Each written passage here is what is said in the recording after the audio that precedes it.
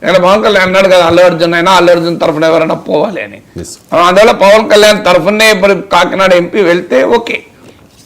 అందువల్ల ఇష్యూ ఏంటంటే ప్రతిదాని పొలిటిసైజ్ చేయకూడదు. కొన్ని ఈవెంట్ జరిగినప్పుడు ఇన్సిడెంట్ జరిగింది, దానికి ఇఫ్స్ అండ్ బర్త్ లేకుండా సంతాపం తెలిపితే అయిపోతుంది కదా.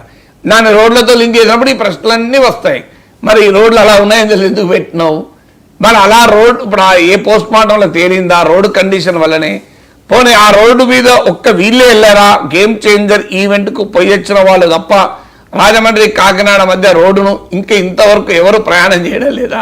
మరి ఎన్ని యాక్సిడెంట్లు జరుగుతున్నాయి లాస్ట్ 1 year 5 ఏళ్లలో ఎన్ని యాక్సిడెంట్లు, అంతకుముందు 5 ఏళ్ళు యాక్సిడెంట్లు ఎన్నైనాయి, ఆ డేటా ఉందా? ఇవేవి లేకుండా మనం అన్సైంటిఫిక్గా కంక్లూజన్లకు వచ్చి సో చనిపోతే రోడ్డు ప్రమాదమే చనిపోయారు, అసలు ఈ ఫుడ్ కంటామినేషన్ జరుగుతుంది కనుక కడుపులో తిప్పింది డ్రైవింగ్ చేసేటప్పుడు, అందుకే స్టీరింగ్ పక్క చనిపోయింది, ఇట్లా కంక్లూజన్ లాగలేం కదా. రోడ్ కండిషన్స్ వ్యతిరేకంగా ఉండాలి కూడా. మరి 6 నెలలు అధికారంలోకి వచ్చి కూడా 7 నెలలు అయిపోయింది, రోడ్లను బాగు చేయడానికి ఎంతకాలం పడుతుంది? దానికి ఏమి పెద్ద సమస్య కాదు కదా. సో పెద్ద పెద్ద భవనాలే కడతారు. సో యుద్ధ ప్రాతిపదికన మొదలు ఇట్లా ప్రజలు చనిపోతున్నప్పుడు అన్ని వదిలేదు మొదలు రోడ్లను బాగు చేస్తే అయిపోతుంది కదా.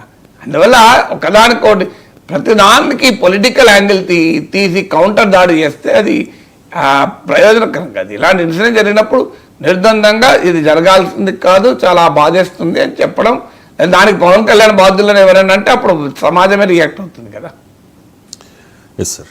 ఇక నెక్స్ట్ ఈ ఎలక్టోరల్ బాండ్లు అంటే రాజకీయ పార్టీలు అండ్ కొంతమంది పారిశ్రామికవేత్తలు